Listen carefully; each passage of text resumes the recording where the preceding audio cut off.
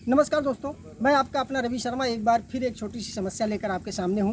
जैसा कि हम सभी जानते हैं कि जैसे जैसे तकनीकी चीज़ें प्रोग्रेस करती गई, नई नई तकनीक आती गई, वैसे वैसे हमारी पारंपरिक चीज़ें पीछे छूटती गई। और आज हम बात करेंगे गौवंशीय पशुओं की, जो खासकर किसानों के लिए एक बहुउपयोगी हुआ करता था। हर किसान इसको अपना पालतू जानवर बनाता था, उसके दूध और तमाम चीज़ इसके उपयोग में लाते थे सभी लोग। लेकिन जो जो तकनीकी विकास होते गए त्यों त्यों हमारी चीज़ें छूटती गई और एक ऐसी स्थिति आई कि गौवंशीय जो पशु, जिनको कहा जाता है कि इसमें सभी देवी देवताओं का वास होता है और ये खासकर हिंदू जनमानस के लिए, हिंदू धर्मावलंबियों के लिए पूजनीय हुआ करता था, वो उपेक्षित हो गई और इनकी एक दुर्दशा सामने आने लगी। जिस दुर्दशा को देखते हुए सबके अंदर एक टीस उठी कि इनको संरक्षित किया जाए और इनके लिए कुछ किया जाए। हालांकि बीच में ऐसी स्थिति आ रही कि तमाम अवैध स्लाटर हाउस भी चलते रहे और इनका असमयबद्ध कर दिया जाता रहा। उस चीज़ को देखते हुए भी तमाम जो है हिंदू जन के लोगों ने आवाज़ उठाई और इन आवाज़ों को और हिंदू जनमानस के भावनाओं का सम्मान करते हुए उत्तर प्रदेश के मुख्यमंत्री योगी आदित्यनाथ ने एक योजना लाई। जब वो सत्ता में आए तो एक योजना लाए और उन्होंने एक बृहद योजना लाकर ऐसे तमाम अस्थाई और अस्थाई गौशालाओं का निर्माण कराया और इन गौवंशीय पशुओं को उनको सुरक्षित करने का काम किया। लेकिन वो दौर था कि जब ये गौवंशीय पशुएं, जिनको जो पशुपालक होते थे उनसे उपेक्षित हो गए, सिवानों में भटकते थे, इधर उधर तमाम उनकी दुर्दशा होती थी। लेकिन आज जब सरकार ने इसको अपने हाथों में ले लिया और सरकार ने इसको संरक्षित कर लिया, तो क्या इनकी दशा बदली है? ये बहुत बड़ा सवाल है। क्या इन गौवंशीय पशुओं की दशा बदल गई? जब सरकार इतनी बड़ी योजना लाई और इस योजना पर इतना ज़्यादा धन खर्च कर रही है, तो क्या इनकी दशा बदली है?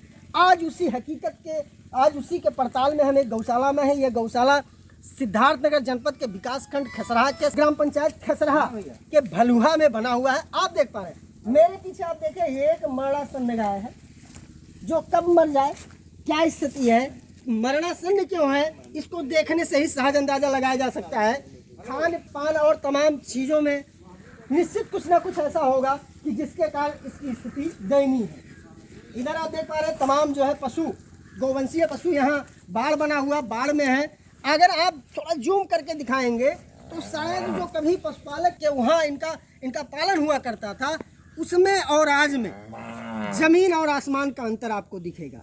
लेकिन इसके साथ ही मैं थोड़ा सा चाहूँगा, हमारे जो कैमरा पर्सन जो हमारे भाई, उनको मैं चाहूँगा कि थोड़ा सा इधर आवे, मैं कुछ पहलू और दिखाऊँगा इसका। ये गौशाला बना हुआ है, अस्थायी गौशाला है और यहाँ पशुओं को रखा जा रहा है। पशुओं को चारा और भूसा तमाम चीज़ों का इंतजाम किया जा रहा है। बाड़े बनाए गए हैं, साफ सफाई की व्यवस्था, केयर टेकर भी यहाँ नियुक्त है, उनको मानदेय दिया जा रहा है।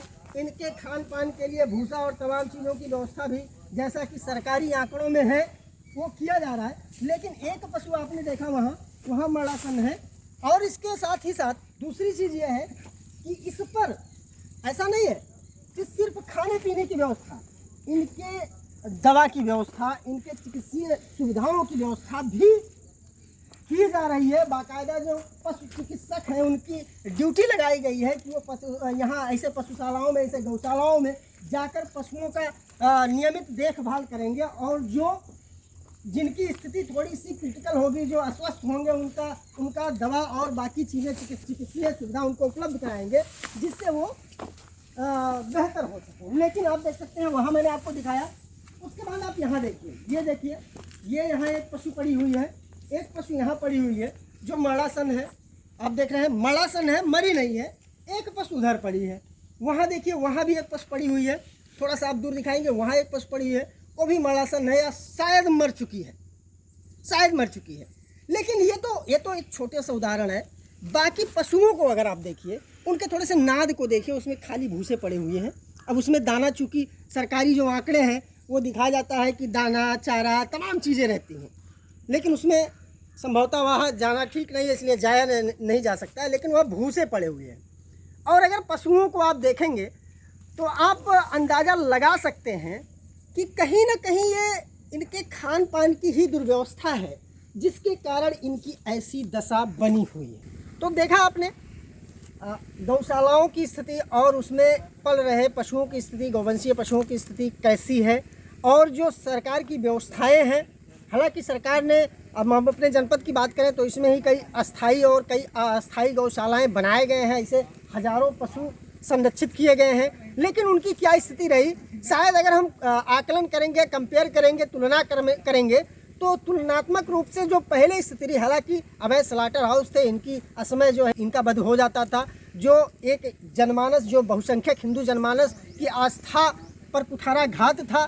तमाम सरकारें इस पर ध्यान नहीं दे रही थी, लेकिन योगी सरकार संवेदनशील सरकार कहती है, हम संवेदनशील है, और जाहिर सी बात है उनके गौ प्रेम को भी देखा जा सकता है। उनके अपने मठों में भी तमाम गौवंशीय पशु जो है पलते हैं, और अक्सर वो गाहे बेगाहे जब वहाँ समय निकाल कर, अब तो उनकी जिम्मेदारियाँ बढ़ गई हैं, लेकिन जब भी समय निकाल कर जाते हैं तो उन गऊओं के बीच में जाते हैं, उनको अपने हाथों से चारा खिलाते हैं, तो निश्चित तौर पर उनका गौ प्रेम भी इसमें था।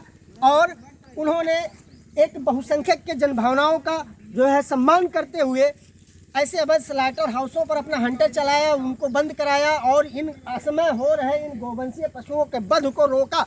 लेकिन एक चीज़ मैं यहाँ जरूर कहना चाहूँगा, आम जनमानस को, हम आप सबको, हमको और आपको भी सोचने की ज़रूरत है कि आज जो हमारे कैमरे पर दिखा, जो ये स्थिति गौवंशीय पशुओं की दिखी, क्या उसके जिम्मेदार सिर्फ और सिर्फ गवर्नमेंट है? जी नहीं। जब ये योजना लाई गई उसके पहले कहीं ना कहीं हम आप पशुपालन करते थे, लेकिन जब योजना लाई गई सरकार की तरफ से, और सरकार ने योजना लाई क्यों? हमारी ही जनभावनाओं को देखते हुए लाई, सरकार हमारी ही जनभावनाओं को देखते हुए लाई। और जब योजना सरकार की तरफ से लाई गई तो जो बचे खुचे पशुपालक थे उन्होंने भी इन गौवंशीय पशुओं को सरकार के मत्थे मर दिया, और ये जैसे सारी जिम्मेदारी गवर्नमेंट की हो गई। जो कुछ लोग पशुपालन करते थे, जो पशुओं की देख रेख, उनकी सेवा करने को एक पुनीत कार्य मानते थे, वो भी इससे मुंह मोड़ लिए, और उन्होंने भी इन्हीं गौशालाओं के सहारे, उन्हीं सरकार के सहारे अपनी पशु को रोड पर छोड़ दिया, और आज पशुओं की ये दुर्दशा है। हालांकि इसमें कुछ जो गौशाला के केयरटेकर हैं और जिन ग्राम पंचायतों में गौशालाएँ बनी हैं, उन ग्राम प्रधानों का भी ये दर्द है, उनका ये कहना है कि सरकार इन पर जो खर्च देती है, इन पर जो इनके खाने पीने की जो व्यवस्थाएं देती हैं, वो बहुत सीमित देती है, जिसमें ये संभव नहीं है। क्योंकि आज महंगाई के दौर में अगर हम 30 रुपये की बात करें तो 30 रुपये लेकर एक आदमी सुबह का नाश्ता नहीं कर सकता है, और 30 रुपये में ही इनके दिन भर का खान पान की व्यवस्था होती है, और उसके साथ ही साथ इनकी अन्य जो सुविधाएं होती हैं वो भी उसी 30 रुपये में होती हैं। जो केयरटेकर होता है वो भी उसी में से ही वेतन पाता है, जो इनकी देख रेख करता है, जो उनके खाने पीने का प्रबंध करता है। तो कहीं ना कहीं सरकार भले योजनाएँ लाती है, लेकिन कहीं ना कहीं अगर देखा जाए तो ये कमियाँ हैं।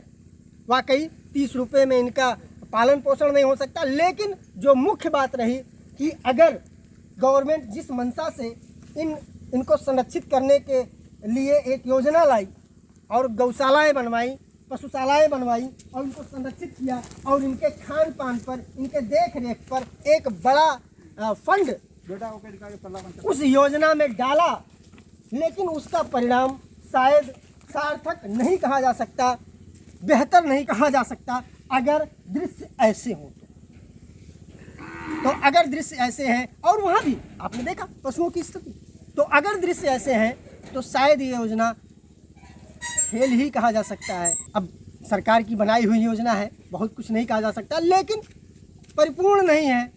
वो उस उद्देश्य को प्रतिपूर्ति नहीं करता है जिस उद्देश्य से इस योजना को लाया गया था, वो कहीं ना कहीं फेल ही है, और स्थिति जो पशुओं की थी उससे बेहतर नहीं, बदतर ही है। नमस्कार, धन्यवाद। आज के लिए इतना ही।